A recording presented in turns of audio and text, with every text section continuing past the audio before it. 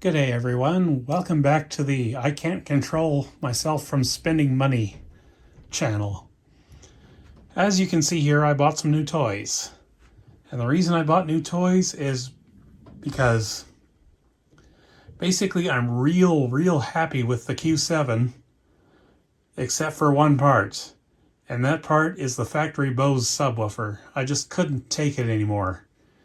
I listen to a lot of electronic stuff that has information into the mid-20s or so, 20 hertz area, and the Bose subwoofer in that thing cannot keep up with that.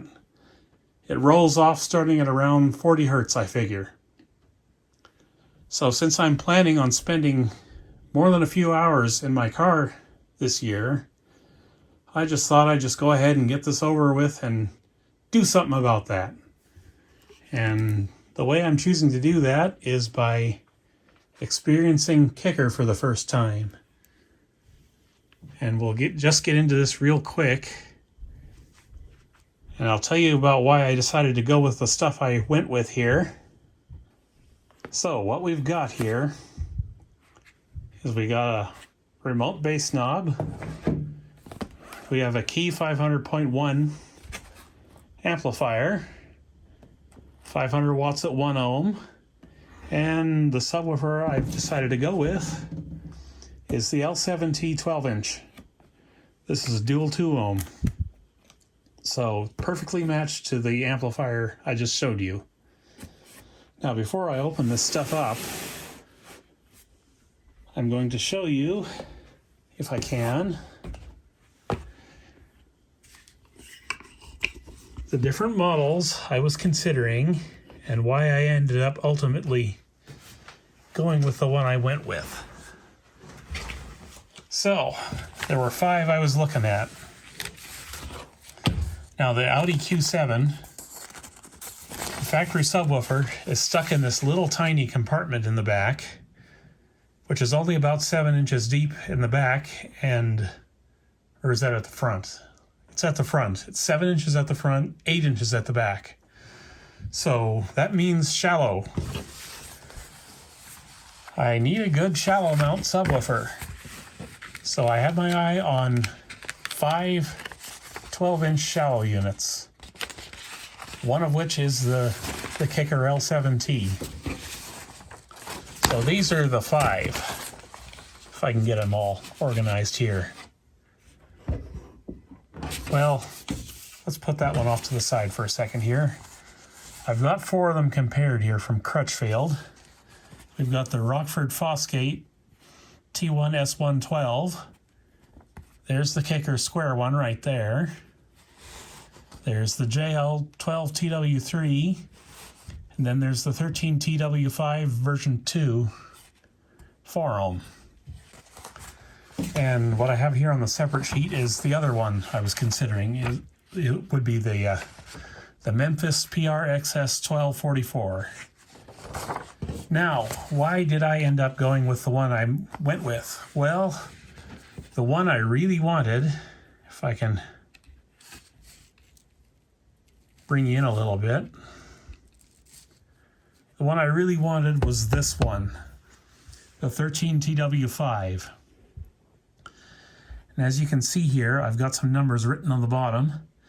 This is basically a rough calculation of total displacement. This is Xmax times 2 times SD, which is the piston diameter, or not diameter, the piston area.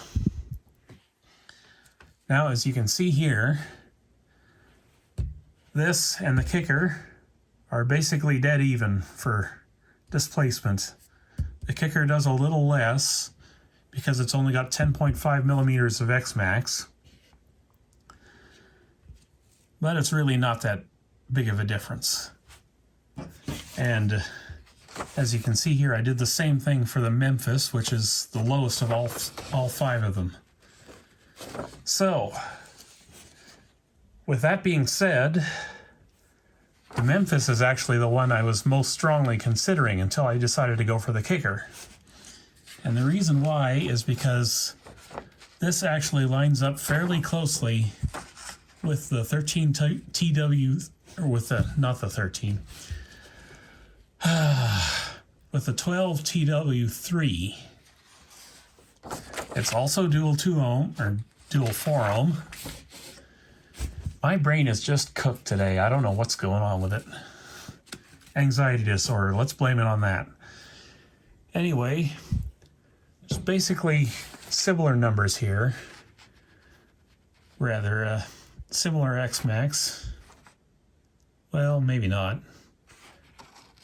Actually, that's more like 10 millimeters. Yeah, it's got less X-Max than the JL12. With that said, I was still favoring this because this is the cheapest of the 5. Now, why did I rule out the 2 JL units, you might ask? Good question. Reason I ruled these out is because the 12 TW3 and 13 TW5 are expensive, and I do mean expensive.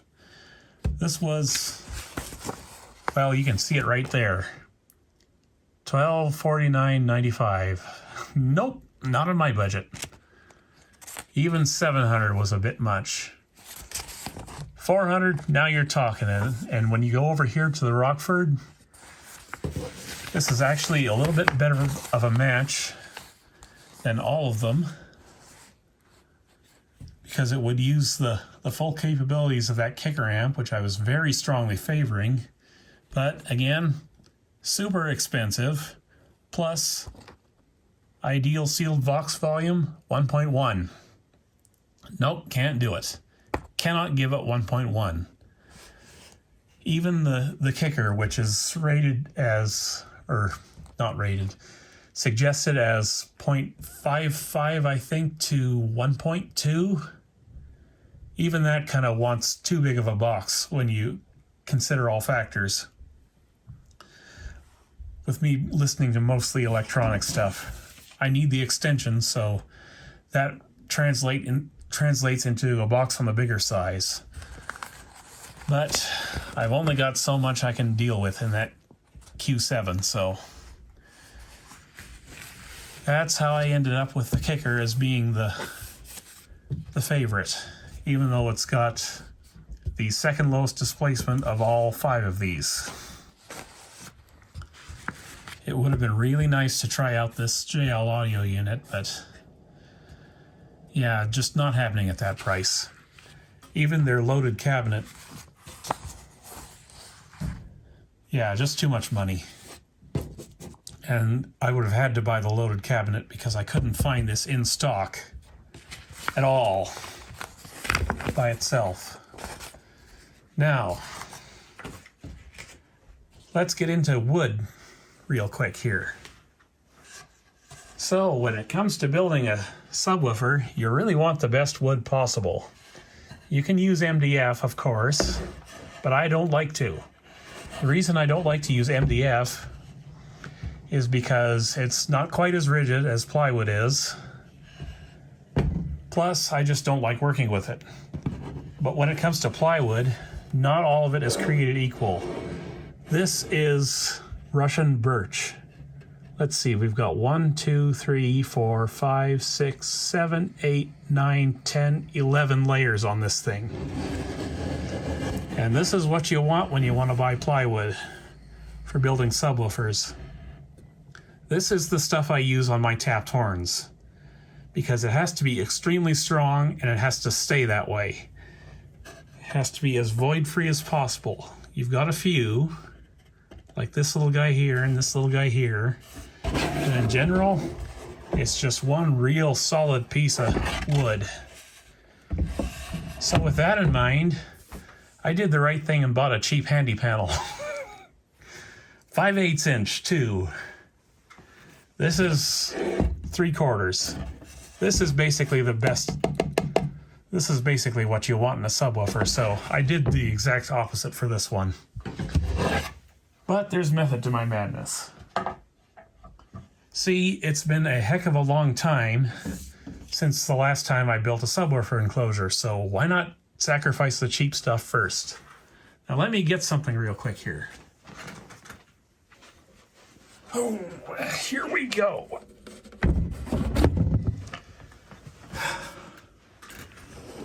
That's got some weight to it. And I gotta zoom out here. This is the last car audio sub I built. Let me see if I can get you a good angle here.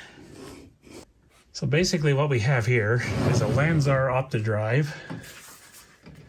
Oh, what model was it again? Let me check my notes.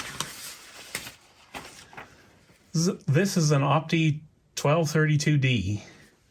Basically the same thing as the Kicker over here, the square one, except one heck of a beefier magnet on there. Basically what I need in the Q7 is this in a shallow. And unfortunately I've had to compromise because this thing has a lot more excursion capability and it's got a lot more motor strength. And you want motor strength when it comes to dealing with car audio. And as you can see here, I did use the Russian birch on this one. She's real solid. Now, let me heave this thing back up off the table because it's taking up a lot of space.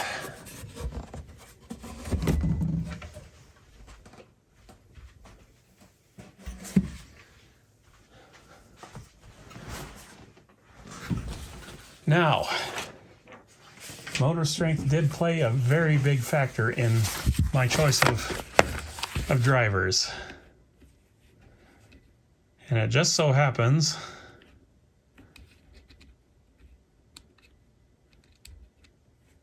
oh, come on, stupid phone, cooperate.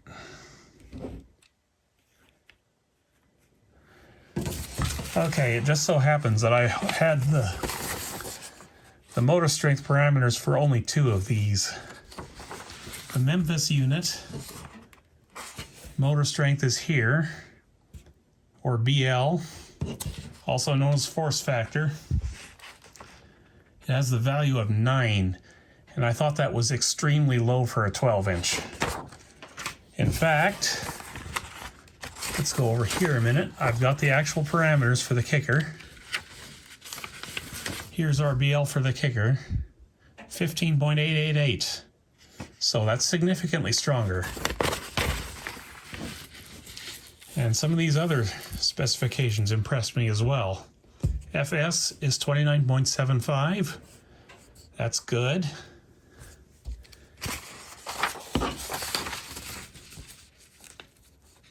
But yeah, X-Max is a little low at 10.25, but that's fine. The Optidrive, X-Max on this guy is 14. Now there are other factors I considered with this. Sensitivity being one of the major ones. I've only got 500 watts to work with, so every watt has to count. Now, what are the sensitivity numbers? Okay, Rockford. 85 decibels, 1 watt. Kicker, 86.5 at 1 watt. JL Audio, 84.11 and 85.63. So the Kicker is more efficient than all of the others on this page. Now what's it like for the Memphis? 84.54, so yeah. The Memphis was my second choice. So 84.54 compared to 86.54, that's 2 decibels. That is significant, people. Remember, decibels is a logarithmic scale, so for every watt, I'm getting more sound out of this big Kicker here than I would be out of the Memphis. Every watt counts. Now, how about we get into this stuff and take a look. First, the key amp. This was major for me. And I'm very thankful to my buddy for helping me get this. He works in the industry, but he wants me to keep him anonymous, so I will respect those wishes and just continue to be thankful. Otherwise, I might still be looking for one of these because they were out of stock everywhere. So, what's the big deal behind this amp? Well, it compensates for the equalization in the Audi. And there's a lot of equalization in the Audi. The low end rolls off real good and hard, let me tell you. Now, what I really love about this, other than the tiny size, I mean, look at that. It's basically smaller than my hand. And you're telling me we're getting 500 watts out of this? Well, if it were any company other than Kicker, I would be suspicious, but I think they know what they're talking about. So we've got 8 gauge power and ground here. So I can move this up. I don't want to get it out of the plastic just yet. 8 gauge power and ground, remote, power and protection. And there's our speakers, terminals right there. I will be using ferrules with this. Count on it. And we can't even see this side unless I open it up, so we'll just do it like this.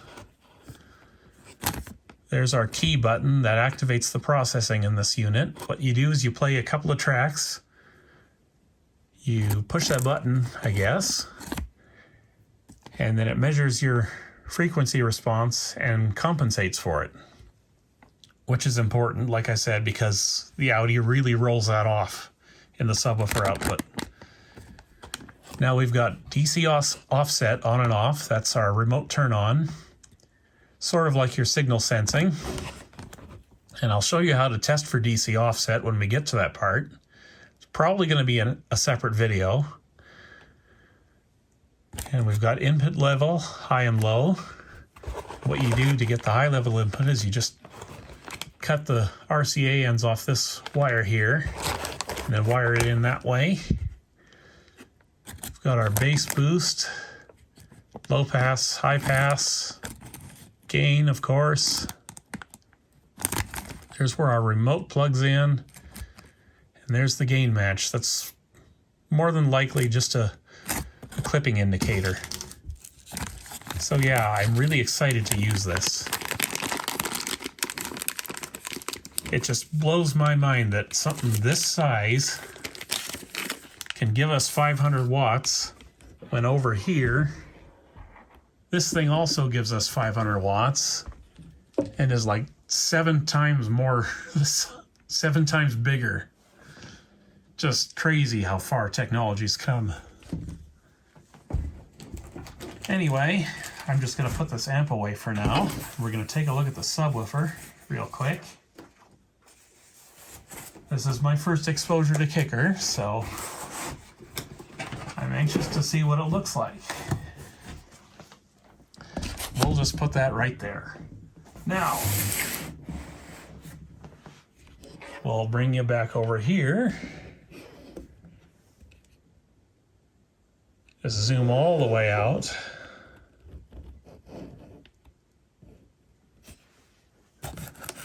Apologies for the 70s decor in this place, but I can't really afford to do any renovations on it.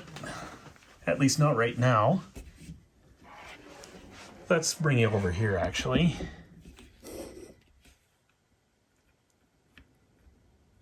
I'm gonna set you down right there. I'm gonna move this over so I've got room to set the subwoofer. Okay, we've got the manual here and a couple of stickers, it looks like.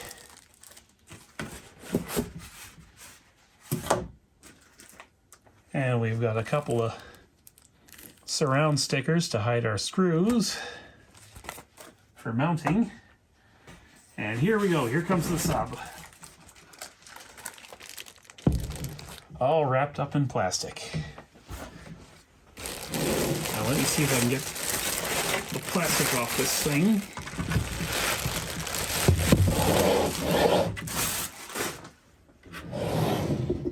Oh yeah. Nice and beefy.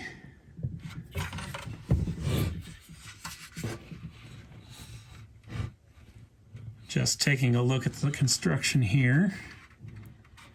Trying to get a look in there to see what the voice coil looks like in there, which is easier said than done because there's no light in there. And I did not have the foresight to bring out a flashlight, but looks about a 2.5-inch voice coil in there, maybe 3 inches. That should do the job. We're not running a ton of power to this, so we're basically intending this for sound quality, not quantity. We're not looking to vibrate the heck out of my neighbors or anything. Let me turn this around here. Okay, here's the magnet. And this is a surprise to me. We've got pole vents. I didn't think these models came with pole vents, but no matter. Fortunately, I accounted for that possibility. My box is going to be somewhere around 4.25 internally deep, and this is, I think, about that already. But with that said, we're going to have a 5/8 inch piece of plywood up top here, so it's still going to work, I think. We're still going to have some space between the magnet and the bottom of the box. And just going back to wood for a second here. Normally I wouldn't even use 5/8 inch plywood for this kind of thing, even though plywood is a little bit stronger. Normally I would just stick with the 3/4, but like I said, space is at a real premium in this one, so I've got to leave something like 1.5 inches on top of this for cone throw, so I have to be sure that this is going to be able to move unrestricted and not hit anything. So I've only got about 5 inches for the whole box to take up for space. So yeah, very restrictive. But such is life when you have to be able to sleep in your car for photography stuff. You gotta squeeze things in where you can find the space for them. And unfortunately, that giant OptiDrive box is not gonna work. But yeah, I'm really impressed with this. Seems extremely well built. Looking forward to seeing how this sounds. And as far as why I went with the square one rather than one of the round ones, well, basically displacement. The round ones just didn't impress me. So that's why I went with Mr. Square here. Let me just line up that view there real quick for you. Yeah, I'm looking forward to this. I can't say I'm in love with the square driver gimmick, but it does give you a little more cone area. And as you saw, it matches up pretty well with that JL 13.5, except for the fact that the JL is maybe half the depth of this one. But that's fine.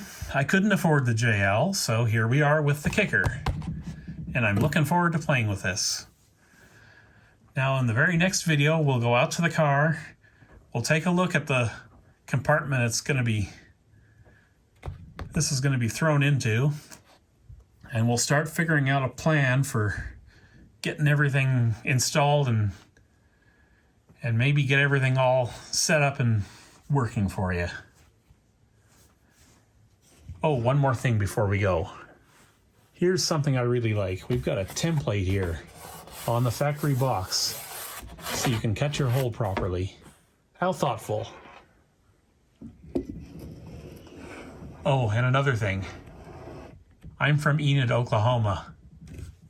This is from Stillwater, Oklahoma. Basically about an hour apart. I have to try Kicker at least once in my life. Based on that alone. Even though the name is still kind of weird to me. I've always considered the name Kicker to be kind of odd, but it's fine. It works. So, I'm going to put this away, and I'll see you in the next video.